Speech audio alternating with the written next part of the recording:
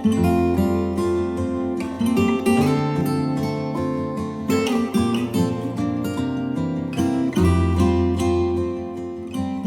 everyone, Christina here. Welcome to day 12 of the holiday card series for 2019. Today's card is all about a watercolor background. I used some Gansai Tambi watercolors and created a very simple background. A bit time consuming, but still very simple. Stay tuned to see that. And I want to remind you guys that this holiday card series has videos going up every Monday, Wednesday, and Friday at 8 a.m. Mountain Time. So let's get into today's card. I'm going to be using Simon's Holiday Greetings Mix 1 stamp set today. There are so many amazing sentiments and greetings in this one stamp set, and I thought it'd be really fun to create a simple watercolor background and then put one of these greetings on top. I'm starting out with some Arches watercolor paper. This is cold press, and I have a few little spare pieces inside the pad, so I'm just going to be using this one that's already pre-cut. So I'm going to tear off the bottom edge. My idea for this background is a little bit like my faux dip dyed watercolor card that I did a while back. I'll link up to that up in the top corner. I wanted to have this raw edge with dark color at the bottom and sort of fading up to nothing at the top. Going to be using my Kuretake Zig Gansai Tambi watercolor palette today, and I'm starting out with that really pretty aqua green color. Using a 3/4 inch flat brush from Royal Langnickel, and I'm going to take this pretty aqua color and I'm going to start at the bottom, concentrating that color right down there at that torn edge, and then gradually bringing that color all the way up to nearly the top. And the reason why I'm starting at the bottom of this watercolor paper right at that raw edge is because there is going to be such a concentration of color down at that torn edge.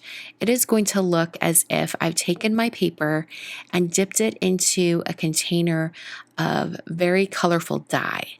It's going to look like I completely dyed the bottom of this paper. I've got that same color now.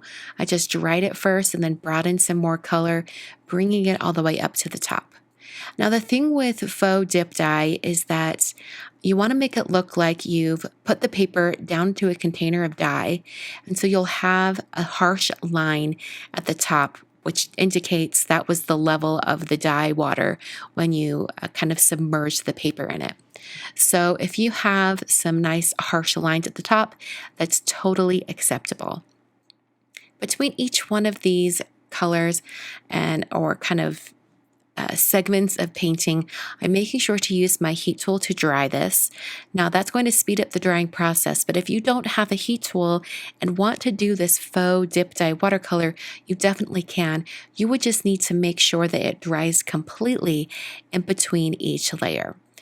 So this can be very time consuming, especially if you don't have a heat tool to speed things along. So I'm still using that same color, just using it more concentrated going up. Now I'm using a separate palette and mixing in a little bit of the darker blue that's right below the aqua color in the palette. Just want a little bit of a change in color to aid in the transition to this next shade. So notice just a little bit more blue. Now I'm going to go back straight to that palette and bring the straight blue color in. I just wanted that a little bit more of a transition in between the two colors. So after I have this entire segment dry, I'm going to go straight into that blue color, bring more in, mix it up once again, and then add more on. I'm going to do this over and over again until I'm ready to move on to an even darker blue. So I considered speeding up this painting process and moving the video along, but then I realized that the main focal point of this entire card is the watercolor. So I wanted to make sure I showed it to you guys in real time. I'm now moving on to an even darker blue in that palette, and I'm going to go in fairly full strength with the color to try to get this transitioning to an even darker shade. I really want the very bottom of this watercolor panel to be black. So I need to get it to that really dark kind of transition color pretty quickly since I'm nearing the bottom. So now I have even more concentrated watercolor. Less water was mixed in with the paint, and I'm going to switch to black. And I'm going to do 2 sections of black. This first one is going to be pretty dark, and then the last one is going to be on top of that one, so it will be even darker. It will be a very, very stark black right at the bottom of this watercolor paper.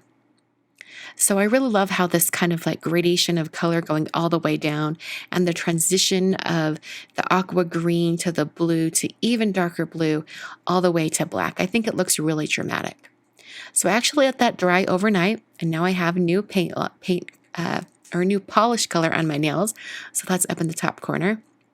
And the first thing I'm going to do is trim this down so that I don't have the white edge from my tape holding this to the board. And I did want to mention that I only taped it down on 3 sides onto the board so that I could have that free edge at the bottom. So after I had that cut down, I prepared a 5x7 card base out of some Neenah Classic Crest Solar White cardstock. This is the 110-pound version. So since it's 5x7, I just placed my watercolor piece on the card and used a pencil to mark the height I want for my watercolor piece. I'm now going to take some stamps from that stamp set I showed at the beginning of the video, and I'm going to be stamping these in Versamark ink so that I can heat emboss them with white embossing powder. I've arranged the greeting as well as the 4 snowflakes, and I'm going to stamp this on the watercolor paper. And I actually stamped this in place 3 times so that I would get a really good impression with that Versamark ink on this very textured watercolor paper. I sprinkled on some alabaster embossing powder from Brutus Monroe, tapped off the excess, and then I also used a dry paintbrush just to sweep away any of that embossing powder that was sticking to the watercolor paper where I didn't want it. I used a heat tool to heat set that until it was smooth and melted, and then I just stamped one of the snowflakes an additional time so that I would have 5 snowflakes above the greeting. Hit that with my heat tool, and then adhered my watercolor panel to my card base. I used some foam adhesive for this so that it stands up away from the surface of the card. The last thing to do to finish this card was I took some Gina K Connect glue and my tweezers, and I glued on some 5mm and 8mm crystal sequins from Darice. Just for a little sparkle. I think it really finishes off this card and gives it something a little bit special. I love that watercolor background. After I finished it, I didn't even want to put anything that would cover it, which leads me to this very simple design for today's card. I hope you guys enjoyed. I love the sparkle from the sequins. I love the gradation and color. It just turned out so beautiful. I really, really love it.